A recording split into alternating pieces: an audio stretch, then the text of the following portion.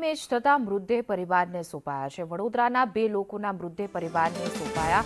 કલ્પનાબેન પ્રજાપતિ એલસીનો મૃતદેહ જે છે તે વડોદરા લવાયો છે। આજે પરિવારજનો દ્વારા અંતિમ વિધિ કરવામાં આવશે, જેમાં વડોદરાના જે 2 સ્વજનો જે હતા જેમના મૃતદેહ જે છે તે પરિવારજનોને સોંપવામાં આવ્યું છે, જેમાંથી એક કલ્પનાબેન પ્રજાપતિ છે અને બીજા એલસીનાનો મૃતદેહ જે છે તેમનો ડીએનએ મેચ થતાં તેમના પરિવારજનોને મૃતદેહ સોંપવામાં આવ્યો છે અને આજે બંને પરિવારજનો છે તેમની અંતિમ વિધિ કરશે।